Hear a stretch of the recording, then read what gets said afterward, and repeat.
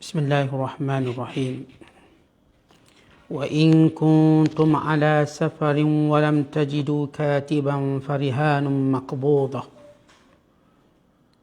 فإن أمن بعضكم بعضا فليؤدي الذي اؤتمن أمانته وليتق الله ربه ولا تكتموا الشهادة ومن يكتمها فإنه آثم قلبه والله بما تعملون عليم لله ما في السماوات وما في الأرض وإن تبدوا ما في أنفسكم أو تخفوه يحاسبكم به الله فيغفر لمن يشاء ويعذب من يشاء والله على كل شيء قدير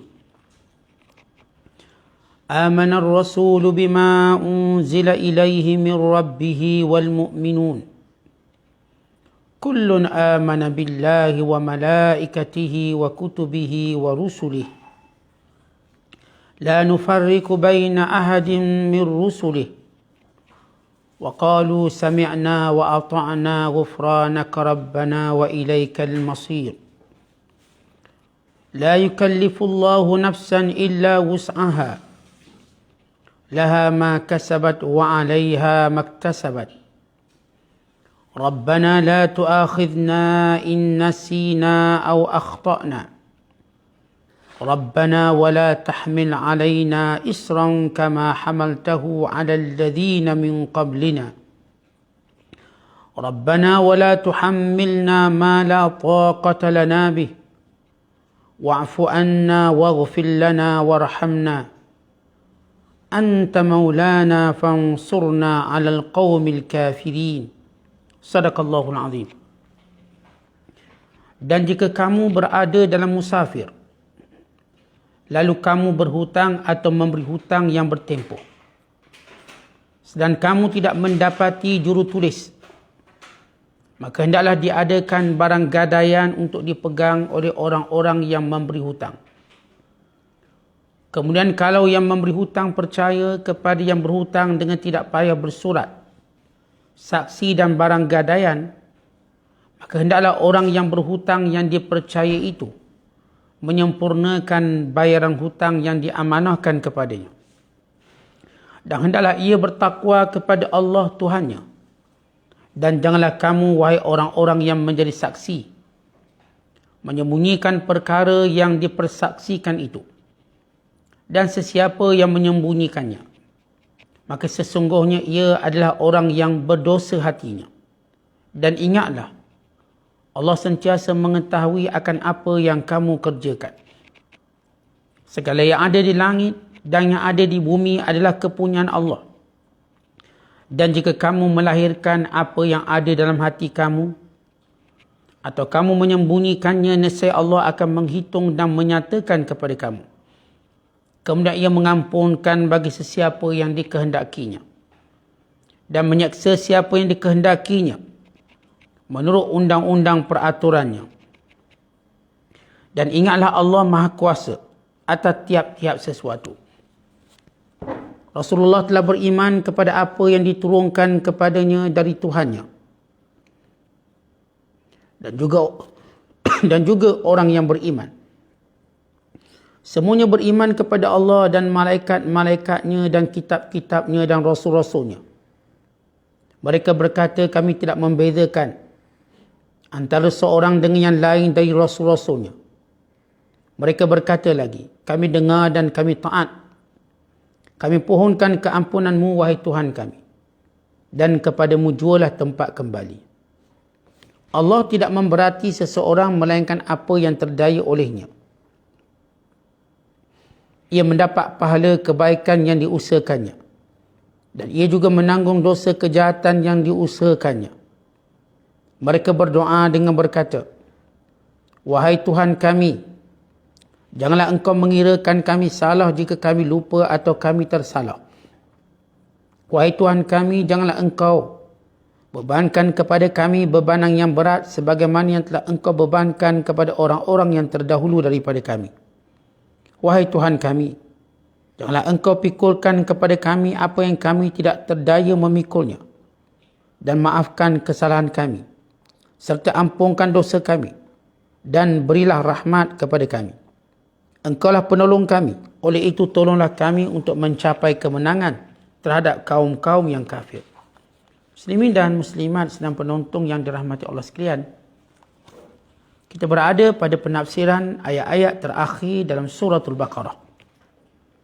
Surah yang kedua pada juzuk yang ketiga, bermula daripada ayat 284 sehinggalah ayat 286. Ini adalah penamat kepada suratul Baqarah, di mana Allah Subhanahu Wa Taala menjelaskan bermula daripada ayat 243 pada malam ini sehingga 286. Penamat kepada suratul Baqarah. Pada ayat 283, Allah Ta'ala berfirman tentang hal yang berkait dengan hukum gadaian. Kalau semalam kita bercerita tentang hukum hutang, menulis hutang dan saksi kepada hutang. Maka pada ayat yang kita hendak syarahkan pada malam ini, yang berkait dengan hukum gadaian, dengan firman-Nya, wa in kuntum ala safar, dan sekiranya kamu berada dalam musafir, yakni mengikut kebiasaan, maka kamu pun tak jumpa jurutulis dan juga tidak jumpa saksi. Dalam keadaan kamu berada dalam musafir ataupun hendak bermusafir. Walam tajidu katiban farihanum maqbudah, maka kamu tidak menjumpai penulis kepada hutang kamu, maka hendaklah barang gadaian yang dipegang. Di sini ialah cara yang ketiga. Bila mana kita berhutang, untuk memastikan hutang itu dilaksanakan, dibayar dengan sepatutnya, maka perlu kepada yang pertama ditulis. Dan yang kedua saksi.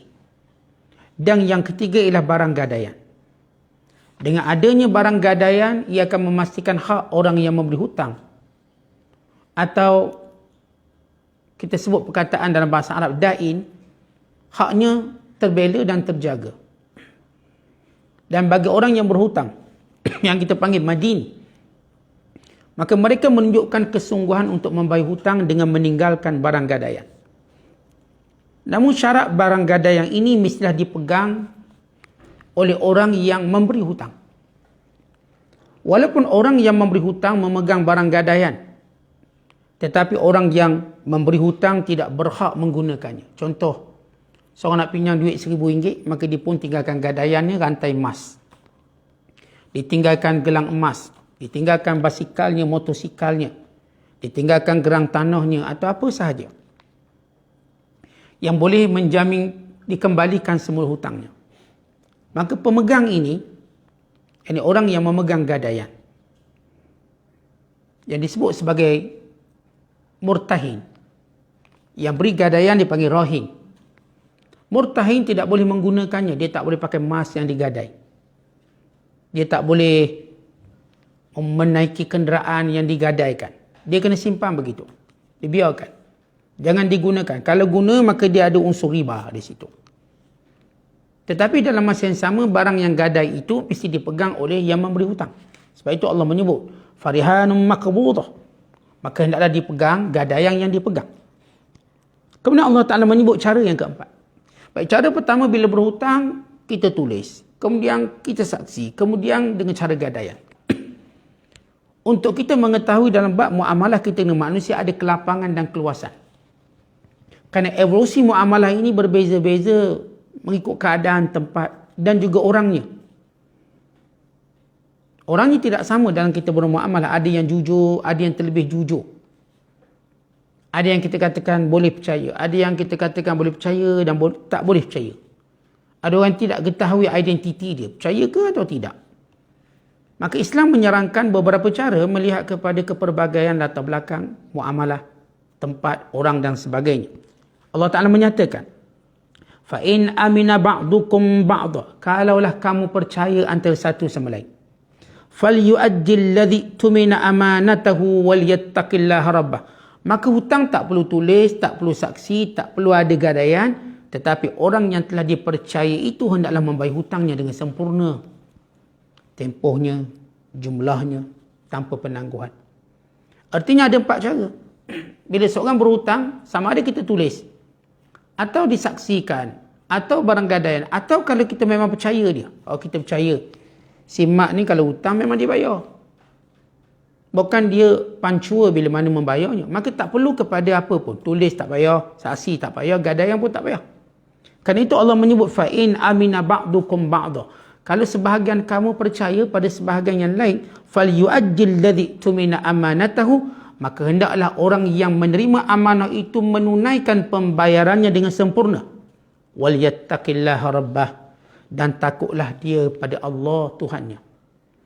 Tuan-tuan, bila kita bermuamalah dengan manusia, asas takut pada Allah itu penting. Kenapa? Supaya kita tidak mengambil harta orang dengan tidak sebenar. Siapa pun yang mengambil harta orang dengan tidak sebenar, fannaru aula bihi, maka neraka layak baginya. Memang orang Islam diajar kita tak akan ambil harta orang. Kerana itu baik kita meminjam, berhutang atau apa saja muamalah kita dengan orang lain, hatta muamalah kita dengan bukan Islam, jangan berfikir untuk tidak mau membayarnya. Bahkan jangan berfikir untuk mengambil hartanya, kerana ini akan merosakkan kehidupan kita. Bila kita masukkan sumber haram di dalam sumber-sumber halal kita, maka dia akan membinasakannya. Umpamanya ialah santan lalu bercampur dengan nila, maka rosak santan sebelanga. Bila ada unsur haram dalam harta kita, iaitu tidak memberi hak orang lain, kita mengambil orang lain, maka harta kita yang lain pun akan turut terasa kesannya. Maka jangan bawa balik harta orang dalam rumah kita tanpa kita ingin memulangkannya kembali. Ya, kita boleh mengambil harta orang kalau kita niat nak memulangkannya. Boleh berhutang, boleh kita nak pinjam, boleh muamalah yang biasa berlaku antara kita sesama kita, boleh, tapi mesti mengembalikannya. Ingat, takutlah pada Allah. Siapa yang mengambil harta orang lain, dia tak akan selamat dunia dan akhirat. Bahkan dia telah mewariskan kepada keturunannya kesusahan. Tuan-tuan, kalau kita ambil harta orang ini, kita tak dibalas, sebenarnya kita telah menjadikan keturunan kita berada dalam keadaan kesalahan. Ini kita bukan panggil dosa warisan, tapi kesan perbuatan. Sebagaimana Allah Ta'ala menyebut dalam Al-Quran, kami akan menulis setiap perbuatan kamu. Dan wa atharuhum, kesan-kesan daripada perbuatan jahat. Kesan-kesan perbuatan jahat ini akan dirasai oleh keturunan kita. Kemudian Allah menyebut wala taktumus syahadah, dan siapa yang menjadi saksi jangan menyembunyikan penyaksian, jangan mengubah. Dalam apa pun, walaupun kita menyebut tentang bab saksi hutang, dalam penyaksian yang mana-mana sekalipun yang boleh memberi mudarat kepada mana-mana orang yang punya hak. Wa man yaktumha fa innahu athimun qalbuh, siapa yang menyembunyikan penyaksian, dia telah menjadikan hatinya berdosa. Baik, bila Allah menyebut tentang hati berdosa, bagi menunjukkan kesannya akan terasa pada hatinya. Tuan-tuan, dosa ni pada fizikal tak nampak, tetapi pada hati memberi kesan. Idza aznaba ibnu Adam nukita fi qalbihi nuqtatun sauda. Bila anak Adam buat dosa, maka dia titik hitam dalam hatinya dengan satu titik. Sehingga kalau buat lagi memenuhi hatinya. Ini disebut oleh Allah, kalla bal rana ala qulubihim ma kanu yaksibun. Jangan sekali-kali begitu. Bukan hati mereka dihijab kerana dosa mereka, perbuatan kejahatan mereka. Akhirnya hati terhijab. Hati tak nampak kebenaran, hati tak rasa takut kepada amaran Allah, hati tak akan rasa rindu dengan pahala. Dia hidup mengikut hawa nafsunya. Baik, selepas Allah Ta'ala menceritakan tentang hutang, habis bab hutang, maka Allah menyebut satu ayat yang menggentarkan para sahabat. Lillahi ma fis samawati wa ma fil ard. Bagi Allah segala apa yang di langit dan di bumi. Tuan-tuan, bila kita sebelum ini menjelaskan tentang hukum muamalat, Allah Ta'ala menyatakan bagi Allah itu Allah memiliki langit, Allah memiliki bumi dan apa yang ada di antaranya. Allah mengetahui apa yang berlaku padanya. Tiada suatu pun yang tersembunyi, sama ada yang terrahsia, yang tersembunyi, yang kecil, yang detail, semuanya akan dihisap oleh Allah Subhanahu Wa Taala. Kerana Allah lah yang memiliki semuanya ini. Langitnya, buminya, ciptaannya, ilmunya, segala percaturannya, semuanya di dalam ilmu Allah, semuanya dalam kuasa Allah, semuanya dalam takdir Allah. Baik, seolah-olah Allah Ta'ala nak beri amaran pada kita semua manusia. Ini semua hukum. Sama ada hukum yang berkait dengan ibadat, hukum yang berkait dengan muamalat, hukum yang berkait dengan ahwal syakhsiah, yakni kekeluargaan, hukum yang berkait dengan hajinya, berkait dengan puasanya, berkait dengan jihadnya, semua hukum.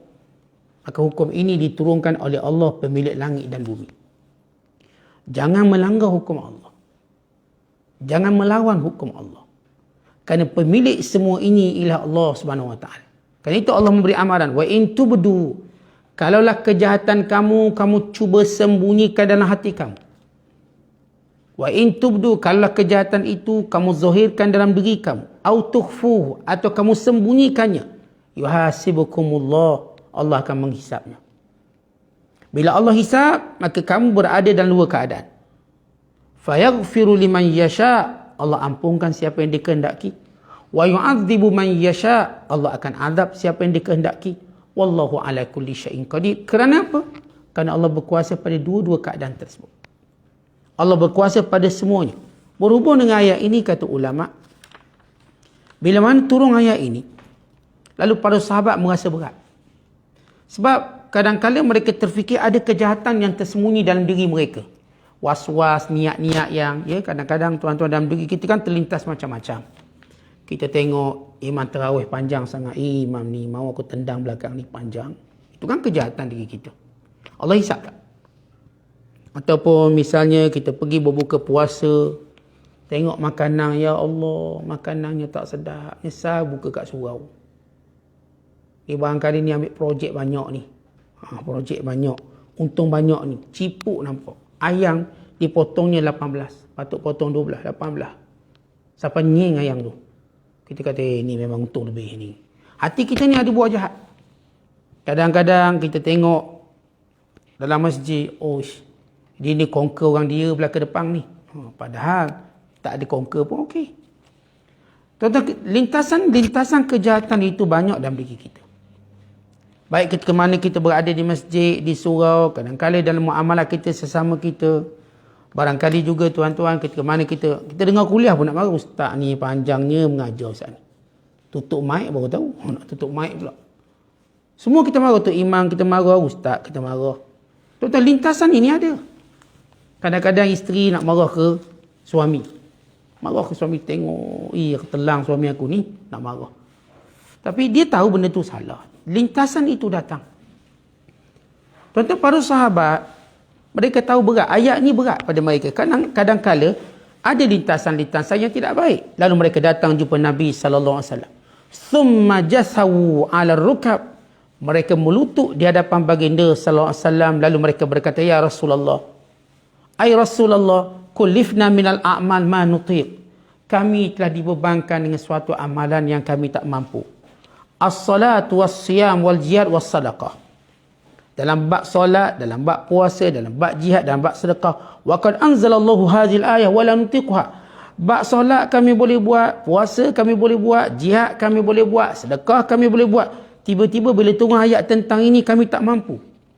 Ialah sebab Allah akan hisap apa yang disembunyi dalam hati. Yang saya katakan, kadang-kala datang bisikan-bisikan jahat kita. Ada bisikan jahat macam-macam. Lalu mereka kata, ya Rasulullah, kami tak mampu. Ayat ni kami tak mampu. Lalu baginda sallallahu alaihi wasallam berkata kepada para sahabat, aturiduna an taqulu kama qala ahlul kitab min qablikum sami'na wa asayna bal qulu sami'na wa ata'na ghufranaka rabbana wa ilaikal masir. Kata Rasulullah, apakah kamu dengan keadaan macam ni kamu nak jadi macam ahli kitab yang mereka bila datang satu perintah Allah mereka kata kami dengar tapi kami tak akan patuh.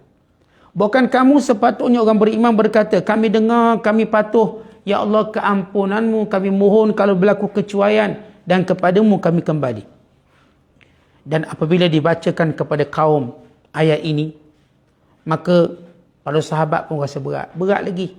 Sehingga turun ayat yang menasahkan ayat ini, iaitu amanar rasulu bima hingga akhirnya, yang kita akan syarahkan nanti. Artinya tuan-tuan sekalian, bisikan-bisikan hati ini, waswas-waswas hati, khawatir nufus, maka ini tidak akan dikira oleh Allah Subhanahu Wa Taala. Sebab itu disebut dalam hadis, innallaha tajawaza li an ummati ma haddasat bihi anfusuha ma lam takallam aw ta'mal. Sesungguhnya Allah mengampunkan umatku apa yang dipertuturkan dalam dirinya selagi mana dia tak cakap atau dia tak buat. Sebagai contoh tuan-tuan, kadang-kadang si suami dalam hati dia nak cerai bini dia. Rasa jahat ni, bini aku ni aku cerai tawak 3 baru tahu. Maka apakah dihukum? Tak dihukum. Selagi mana dia tidak menyebut dengan lidah. Kadang-kadang saya katakan hati kita banyak bisikan-bisikan jahat. Bisikan-bisikan tadi tidak mempengaruhi hukum syarak.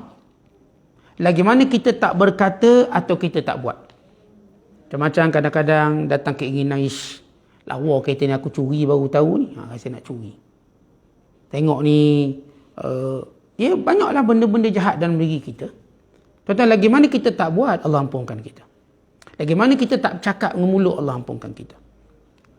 Tetapi apa yang datang dalam diri kita jangan dibiarkan. Lawan, mujahadah. Sebab memang hati kita tuan-tuan tempat bisikan malaikat dan bisikan syaitan. Kadang-kadang yang membisik itu malaikat, maka kita bersyukur pada Allah. Kadang-kadang yang membisiknya syaitan, maka kita bermujahadah melawannya. Jangan kita iakan, jangan kita biarkan lama kelamaan dia mempengaruhi cara kita bercakap dan cara kita bertindak. Kemudian selepas itu Allah turunkan ayat yang kita katakan menasahkan ayat sebelum ini.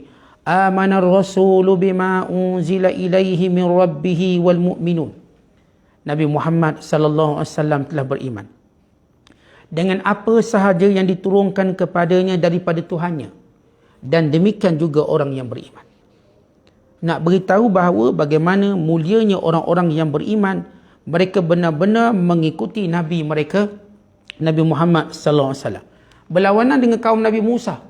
Kaum Nabi Musa tak nak ikut Nabi Musa. Berlawanan dengan kaum Nabi Isa, mereka juga tidak mau ikut Nabi Isa. Hanya sebahagian kecil yang nak ikut. Tetapi umat Muhammad berbeza. Bila mana Allah Ta'ala turunkan satu perintah kepada Nabi sallallahu alaihi wasallam, maka orang beriman bersegera melaksanakan perintah yang sama dengan apa yang Allah perintahkan kepada baginda sallallahu alaihi wasallam. Kullun, semua, baik Rasulullah, baik orang beriman, amana billah, beriman dengan Allah dengan sebenar. Wa malaikatihi, malaikat-malaikatnya. Wa kutubihi, segala kitab yang diturunkan. Wa rusulihi, dan rasul-rasul yang telah diutuskan. La nufarriqu baina ahadin min rusulih, kami tidak akan membezakan mana-mana rasul yang diutuskan. Ini hebatnya orang beriman.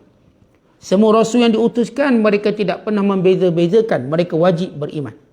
Tuan-tuan, sebab itu kita orang beriman. Mana ada Nabi yang, ni saya tak nak ikut, ini saya tak nak beriman. Tak, kita tak pernah bezakan. Sama ada rasul di kalangan Bani Israel, rasul di kalangan orang Arab, rasul di kalangan bukan Arab atau sebagainya, ke semua rasul yang Allah utuskan, kita beriman dengannya. Bukan tidak sempurna iman kita sehingga kita percaya dan yakin pada semua. Sama ada yang diceritakan kepada kita atau yang tidak diceritakan. Sama ada iman itu tafsili atau ijmali. Ijmali secara umum, semua rasul kita percaya.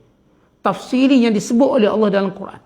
25 orang yang disebut, yang diwahyukan, yang disebut namanya, maka kita akan beriman. Kemudian Allah menyebut, wa qalu, dan orang beriman sifat mereka senantiasa berkata, sami'na, kami dengar, wa ata'na, kami patuh. Tuan-tuan, ini syiar orang beriman. Setiap kali kita dengar perintah Allah, kita kata sami'na, kami dengar, wa ata'na, kami patuh. Kerana itu, tuan-tuan, walau bagaimana susah perintah Allah, tetapi kalau kita ingin melaksanakannya, Allah permudahkan kita. Sama ada ibadat haji, ibadat umrah. Sehingga ibadat yang agak sukar, mengeluarkan harta atau mengeluarkan nyawa seperti jihad, kalau benar keimanan kita pada Allah, maka Allah bantu dan tolong kita untuk melakukannya. Ghufranaka, ya Allah, keampunanmu. Rabbana. Tuan-tuan sekalian, kita semua tahu kita tak mampu melakukan ibadat dengan sempurna. Walau kita cuba, kita tak mampu dengan kelemahan-kelemahan kita. Kerana itu kita memohon keampunan kepada Allah atas setiap kekurangan. Saya mungkin tidak sempurna puasa saya mungkin tidak sempurna bacaan Quran, saya mungkin tidak sempurna sedekah saya. Ya, kesemua ibadat kita mungkin tidak sempurna itu berlaku. Tetapi ditampalnya, disempurnakan dengan memohon keampunan Allah. Tetapi ini hatta dalam budaya kita, kalau tetamu datang rumah, kita jamu makan minum, kita kata minta maaf lah, ada yang terlebih kurang. Jadi kita akan minta maaf, kita rasa kita tak beri hak pada tamu dengan sebenar. Walaupun kita dah buat macam-macam ni. Takut ada yang tetamu tak puas hati. Apatah lagi dengan perintah Allah. Perintah kita tuan-tuan dengan keadaan kita yang naif ini, apa sangat yang kita mampu buat. Dalam ibadat kita, kekhusyukan kita sentiasa tercabar dengan gangguan yang macam-macam. Ibadat puasa kita tuan-tuan, puluhan azam yang kita tanam. Tapi dia tetap pada takut yang sama. Demikian juga hal-hal lain, kadang-kadang kebaikan kita ungkit. Kadang-kadang kebaikan kita sebut kembali. Kadang-kadang kita berbangga dengan setiap kebaikan. Ya, kita tahu ada kekurangan. Kerana itu kita berdoa pada Allah, ghufranaka, keampunanmu ya wahai Tuhan kami, wa ilaikal masir, dan kepadamu tempat kembali sesuatu. La yukallifullahu nafsan illa wus'aha. Allah tidak membebani mana-mana hambanya illa wus'aha, melainkan kemampuannya. Tuan-tuan, inilah keindahan syariat Islam. Mana-mana yang membebankan umat manusia, maka ini bukan syariat. Syariat itu sifatnya tidak membebankan. Maksud tidak membebankan ialah di luar kemampuan. Ya, memanglah dalam buat suatu perintah, rasalah susah sikit, tu ada. Nak ke masjid susah sikit, nak keluar duit susah sikit. Tapi susah tu taklah sampai peringkat kita katakan membebani kita dengan tidak mampu. Kenapa Allah berkata demikian? Kerana kalau tuan-tuan lihat dalam beragama yang lain pada Islam, lihat bagaimana bebanannya. Bagaimana mereka membebankan penganut-penganut agama mereka dengan pelbagai bebanan. Bebanan-bebanan yang tak mampu. Oh, ni mesti tak kahwin lah, tak boleh ada anak lah, tak boleh makan benda tu, tak boleh makan benda ni. Sedangkan dalam Islam tidak. Makan apa saja yang halal, yang baik. Boleh kahwin, boleh beranak pinak, boleh bermasyarakat. Artinya kita lihat keringanan-keringanan yang banyak. Sehingga Allah menyebut dalam ayat yang lain, ma ja'alallahu fid dini min haraj. Agama ini tak ada benda yang sukar dan susah. Dan ayat yang lain Allah berfirman, yuridullahu bikumul yusr wa la yuridu bikumul usr. Allah inginkan kemudahan pada kamu, bukannya kesukaran. Sebab itu kita ambil contoh syariat puasa. Tak mampu boleh buka, ganti hari lain. Dan sebahagiannya tak payah ganti, memadai bayar fidyah. Seperti orang tua reta sangat, orang sakit yang tak ada harapan sembuh. Maka mereka cukup memadai bayar fidyah. Dan sebahagian mereka mungkin bayar fidyah pun tak kena. Kenapa? Miskin pula. Dah miskin, sakit, dah duit nak ambil ke mana? Maka tidaklah dibebankan. Bahkan mereka pula mendapat bahagian atau mendapat sumbangan. Lihat bagaimana fleksibiliti syariat Islam melihat kepada kemampuan seseorang. Laha ma kasabat, bagi setiap diri kebaikan yang dibuat. Wa 'alaiha maktasabat, dan menanggung kejahatan yang dilakukannya sendiri. Rabbana, wahai Tuhan kami, la tu'akhidna, ini doa. Jangan engkau hukum kami, inna sina, kalau kami lupa. Au akhta'na, atau kami buat kesalahan secara sengaja. Rabbana, wahai Tuhan kami, wala tahmil alaina, jangan membebani atas kami, isran, satu bebanan. Kama hamaltahu ala alladhina min qablina, sebagaimana engkau tanggungkan bebanan ini kepada umat yang terdahulu. Rabbana wala tuhammilna, wahai Tuhan kami, jangan membebani kami, ma la taqata lana bih, apa yang kami tak mampu melakukannya. Wa'fu anna, ampunkan dosa kami. Waghfir lana, maafkan kesalahan kami. Warhamna, dan rahmati kami. Anta maulana, engkaulah Tuhan kami. Engkaulah Tuhan kami. Engkaulah penjaga kami. Engkaulah yang menguruskan kami. Fangsurna al qaumil kafirin, maka bantulah kami atas kaum yang kafir. Baik, berhubung ayat ini, tentang ayat ini mempunyai kelebihan yang banyak. Dua ayat terakhir suratul Baqarah, ayat 285, 286, kelebihannya banyak. Di antaranya disebut dalam hadis Nabi sallallahu alaihi wasallam bersabda, man qara'a bil ayataini min akhir suratul Baqarah fi lailatin kafatah. Siapa baca dua ayat ini pada waktu malam, maka cukup. Maksud cukup, kata ulama, ialah dipelihara daripada segala perkara-perkara buruk. Dan setengah ulama kata kafatah maknanya memadai dia mendapat pahala qiyamul lail walaupun dia tak bangun. Kerana itu tuan-tuan sebelum tidur jangan lupa baca ayat ni. Amanar rasulu bima sehinggalah ayat fansunna al qaumil kafirin 285 286. Apa kelebihan? Kafatah mencukupkan pahala qiyamul lail kita, kafatah melindungi dan menjaga kita. Dalam riwayat yang lain Nabi sallallahu alaihi wasallam bersabda, "U'titu khawatima suratil Baqarah min kanzin tahtal arsy, lam yu'tahunna nabiyyun qabli." Aku diberikan penutup surah Baqarah yang datang daripada pembendaharaan di bawah aras yang tidak pernah ada nabi dan rasul mendapat sepertiku.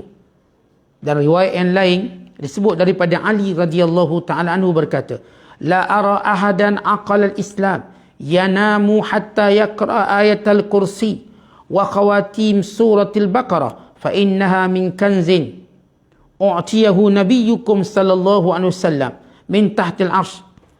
Aku tidak pernah melihat orang yang ada akal, yang kenal, yang faham Islam, dia tidur melainkan dia akan baca ayat kursi dan dua penamat ayat ini, kerana ianya daripada pembendaharaan arasy Allah. Dan riwayat yang lain di mana ketika mana Nabi SAW sedang berjalan bersama Jibril, tiba-tiba terdengar suatu suara daripada atas, bunyi macam pintu langit terbuka. Lalu Jibril mengangkat pandangannya ke langit. Kemudian Jibril berkata, "Hadza babun qad futiha minas sama ma futiha qad." Pintu langit ini terbuka buat kali pertama. Tak pernah pintu sini buka.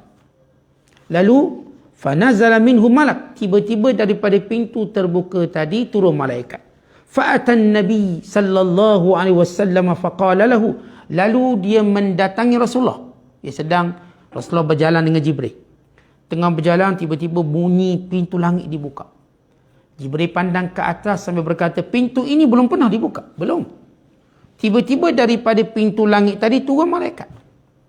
Dan malaikat ini berkata kepada baginda sallallahu alaihi wasallam, "Abshir binurain qad utitahuma." Bergembiralah dengan dua cahaya yang engkau dianugerahkan kepadanya. Engkau dianugerahkannya wahai Muhammad. Lam yu'taha nabiyyun qablaka. Tak pernah diberikan kepada nabi sebelum kamu. Fatihatul kitab, yang pertama, cahaya pertama ialah surah Fatihah. Dan cahaya yang kedua khawatim suratul Baqarah, penutup surah Baqarah. Lan taqra'a harfan minhuma illa utitahu. Tidaklah engkau membaca satu huruf dari kedua-dua ayat ini melainkan engkau telah mendapatkannya, yakni mendapatkan cahayanya. Kata surah ini namanya surah cahaya. Itu yang pertama kita dah sebut Fatihah, yang kedua ialah dua penutup surah ini. Kerana itu tuan-tuan, jadikan ia wirid kita, bacaan kita. Jadikan ia amalan kita sebelum tidur kita. Bahkan dalam wirid-wirid solat kita. Maka ini di antara ayat yang mempunyai kelebihan yang banyak. Baik, itu dia sebut kelebihan. Kalau kita lihat penafsiran ayat ini, munasabah ayat ini, selepas Allah Ta'ala menerangkan kepada kita tentang segala hukum hakam. Kalau daripada mula kita buka surah Al-Baqarah, sebab kita dah tutup ni, kita flashback balik, tuan-tuan, kita throwback balik, kita tengok balik ke belakang, narji' ilal wara', ke belakang kembali. Allah mulakan suratul Baqarah dengan menceritakan tentang Al-Quran dan sifat orang beriman dan perbandingan dengan orang kafir. Kemudian Allah menceritakan tentang berita-berita Bani Israel. Kemudian Allah Ta'ala menjelaskan hukum hakam yang begitu banyak kepada orang beriman. Seperti hukum hakam puasa, haji, tolak. Kemudian Allah Ta'ala menjelaskan kepada kita hukum-hukum, penjelasan setiap hukum hakam tersebut. Kemudian Allah Ta'ala tutup surah ini. Tutup surah ini dengan membicarakan tentang keimanan Nabi Muhammad sallallahu alaihi wasallam dan keimanan orang beriman dengan semua kitab-kitab yang diturunkan, rasul-rasul yang diutuskan, tanpa membezakannya, tanpa membanding-bandingkannya, dari sudut membawa syariat dan hukum hakam Allah Subhanahu Wa Taala. Kemudian ditutup dengan doa. Sebab itu ada seorang sahabat Rasulullah, bila mana dibaca ayat ini dia akan kata amin, bagi menunjukkan ayat ini mengandungi doa. Muaz bin Jabal radhiyallahu taala anhu, idza faghara min hazi surah qala amin. Bila habis baca surah ini tuan-tuan, surah Baqarah sampai ayat fansurna 'alal qaumil kafirin, kata Muaz amin. Ya macam waladdallin amin. Kenapa? Sebab di dalamnya terkandung doa-doa yang banyak. Dan setiap doa itu dijamin untuk dimustajabkan oleh Allah Subhanahu wa taala. Sebagaimana sabit dalam hadis Nabi sallallahu alaihi wasallam, qala Allahu na'am wa an ibni Abbas an Rasulillah sallallahu alaihi wasallam qala Allah qad fa'at. Rasulullah sallallahu alaihi wasallam bersabda, qala Allah yang berfirman, maka ya. Ibnu Abbas radhiyallahu taala anhuma berkata daripada Nabi sallallahu alaihi wasallam, bahawa baginda berkata, qala Allah berkata, qad fa'altu, aku akan melaksanakan. Artinya apa yang kita baca ini ialah firman Allah. Dan ia jugalah doa. Bila mana kita membacanya, maka Allah Ta'ala akan memustajabkannya. Baik, kalau kita lihat usul akidah dalam ayat ini penting. Menjelaskan kembali, kalau kita mula dari ayat awal, surah Al-Baqarah, Alif Lam Mim, Zalikal kitabu la raiba fi hudal lil muttaqin, alladhina yu'minuna bil ghaibi wa yuqimuna as-salata wa mimma razaqnahum yunfiqun. Orang-orang yang beriman dengan perkara yang gaib, mendirikan solat, dengan apa yang kami berikan rezeki, mereka menafkahkannya. Maka ayat penutup ini menyebut sifat orang beriman yang sempurna, iaitu iman mereka kepada Allah, kepada Rasul, kepada malaikat, tanpa membeza-bezakannya. Dan mereka sentiasa berkata dan bersedia, kami dengar dan kami patuh dengan seluruh perintah Allah. Dan mereka sentiasa memohon keampunan kepada Allah atas kekurangannya. Dan mereka sentiasa memohon pada Allah supaya tidak menghukum, tidak mengazab mereka, tidak membebani mereka dengan beban yang tidak mampu, beban yang tidak mampu mereka lakukan. Dan sentiasa wirid orang beriman, wa'fu anna waghfir lana warhamna, maafkan, ampunkan, rahmati, anta maulana fansurna al qaumil kafirin, maka tolonglah kami menghadapi orang kafir. Baik, kenapa tutup tolonglah kami menghadapi orang kafir? Kerana orang-orang kafir akan cuba mengelirukan akidah orang Islam. Akan cuba menghasut orang Islam untuk mengikut jejak langkah mereka. Kerana orang kafir akan menggunakan pelbagai cara, pelbagai kaedah supaya kita lebih menghampiri mereka berbanding menghampiri iman, menghampiri takwa. Supaya kita terus mengikut jejak-jejak langkah mereka. Maka kita minta tolong dari Allah. Sama ada pertolongan ini dalam perang namanya jihad, atau disebut ghazwah al-fikriyah atau al-ghazwul fikri, ataupun peperangan ideologi, pemikiran, yang mereka cuba ajar kita berfikir cara mereka. Mereka ajar kita berekonomi cara mereka. Mereka ajar kita hidup cara mereka. Mereka ajar kita berhibur cara mereka. Kita mohon pertolongan dari Allah supaya kita tak mengikut jejak melangkah mereka, baik dalam bersukan, dalam berhibur, dalam berfikir, dalam berekonomi, dalam berkeluarga, dalam bernegara. Semua benda kita tak nak ikut orang kafir. Kerana kita ada acuan sendiri, kita ada syariat sendiri, kita ada Al-Quran, kita ada sunnah Nabi sallallahu alaihi wasallam, kita ada penjelasan yang cukup oleh para ulama yang muktabar kita. Wallahu a'lam bissawab. Assalamualaikum warahmatullahi wabarakatuh.